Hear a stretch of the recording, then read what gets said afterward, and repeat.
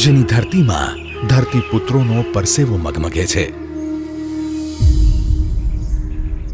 જેની માટીમાં માતા બહેનોના આશીર્વાદ ચમકે છે. રાજ્યની 98 લાખ હેક્ટર કૃષિલાયક જમીન પર લાખો ખેડૂતોની મહેનત મહેકે છે.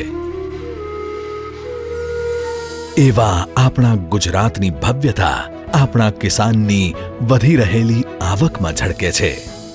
આપણા ખેડૂતો વર્ષે 2 થી 3 પાક લઈને રાજ્યના કૃષિ વિકાસને વેગ આપે છે. તેમના બળે જ આજે દેશનો 85% એરંડો, 56% જીરું, 43% મગફળી, 31% કપાસ અને 21% પપૈયા ગુજરાતમાં થાય છે. અને જ્યારથી માં નર્મદાના આશીર્વાદ સાંપડ્યા છે, ગુજરાતના કિસાને પાછું ફરીને જોયું નથી.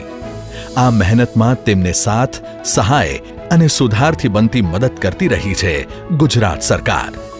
કૃષિ મહોત્સવે કિસાનોને નવી ખેત પદ્ધતિ અને ટેકનોલોજીથી માહિતગાર કર્યા. તો સોઇલ હેલ્થ કાર્ડ દ્વારા જમીનની ગુણવત્તા સુધરી અને સૂક્ષ્મ સિંચાઈ અને પર ડ્રોપ મોર ક્રોપના સૂત્ર સાથે ઉત્પાદકતા વધી.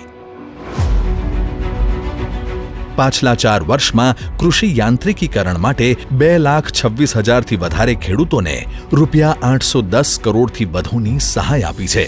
રાજ્યની સંવેદનશીલ સરકારે રાજ્યના 38 લાખથી વધુ ખેડૂતો પાસેથી ₹15,900 કરોડથી વધુના મૂલ્યની ટેકાના ભાવે ખરીદી કરી. રાજ્યના 53 લાખથી વધુ કિસાનોને કિસાન સમ્માન નિધિ હેઠળ સહાય પહોંચાડી અને કુદરતી આફતમાં હંમેશા તેમની પડખે ઊભી રહી. 15 લાખથી વધુ કિસાનોને 0% વ્યાજ દરે પાક ધિરાણ આપ્યું. 8 હેક્ટરથી વધુ જમીન ધરાવતા ખેડૂતોને 2 વીજ કનેક્શન આપ્યા. પણ હવે ગુજરાત સરકાર વિસ્તૃત કરી રહી છે ખેડૂતોની ક્ષિતિજને. ગુજરાત સરકાર હવે એક સંકલિત અભિગમ દ્વારા વાવણીથી વેચાણ સુધી દરેક પગલે ખેડૂતની પડખે ઊભી રહેવા માટે જાહેર કરે છે 7 પગલાં ખેડૂત કલ્યાણના, 7 પગલાં આત્મનિર્ભરતાના.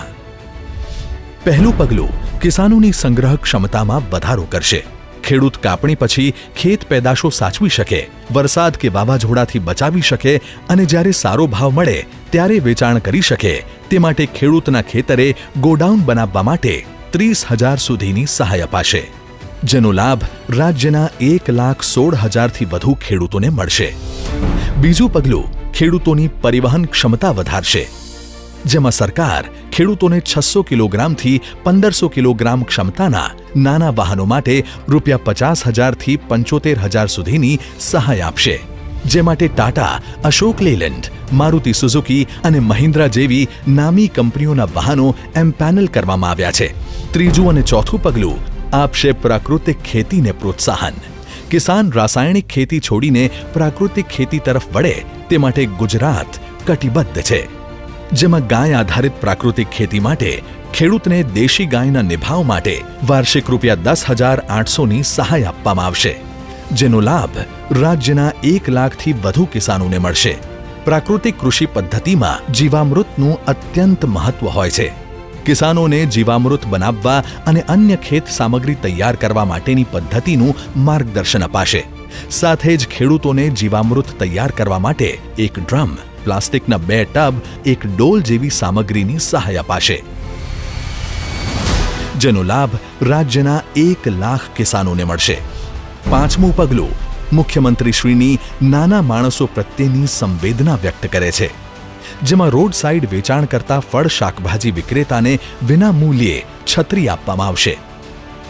આ છત્રી દ્વારા ફળ શાકભાજીને ગરમીથી રક્ષણ મળશે, જેથી ગુણવત્તા જળવાઈ રહેશે અને મહત્તમ વેચાણ માટેનું વાતાવરણ ઊભું થશે, જેનો લાભ 66,000 લોકોને મળશે. છઠ્ઠું પગલું નાના અને સીમાંત ખેડૂતોને સશક્ત બનાવશે, જેમાં તેમને સ્માર્ટ હેન્ડ ટૂલ કિટ અપાશે. આ ટૂલ કિટમાં સાયન્થ, વ્હીલ હો, એક હાર ઓરણી, વ્હીલ બેરો જેવા સાધનો અપાશે, જેના થકી ખેડૂતોની કાર્યક્ષમતામાં વધારો થશે. સાતમું પગલું કિસાનોના ઊભા પાકની રખેવાળી માટેનું છે, જેમાં ખેડૂતના ખેતરે કાંટાળી વાડ બનાવવા માટે આર્થિક સહાય અપાશે. જેથી ભૂંડ, રોઝડા અને નીલગાય જેવા પ્રાણીઓથી ખેડૂતના ઊભા પાકને રક્ષણ મળશે. પ્રધાનમંત્રી શ્રી નરેન્દ્ર મોદીનું કિસાનની આવક બમણી કરવાના વિઝનને સાકાર કરવા ગુજરાતના કિસાનોને વધુ સશક્ત કરાશે. ગુજરાત સરકારના ખેડૂત કલ્યાણ માટેના 7 પગલાં સાથે જગતના તાતનું એક ડગલું પરિશ્રમનું અને કુદરતના આશીર્વાદનું એક ડગલું ઉમેરાશે. ખેડૂતના પરસેવા સાથે સરકારનું પ્રોત્સાહન ભળશે અને પારસમણી બનશે ગુજરાતની ધરા.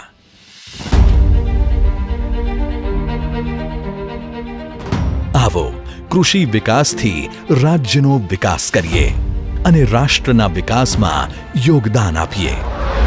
7 પગલાં ખેડૂત કલ્યાણના, 7 પગલાં આત્મનિર્ભરતાના.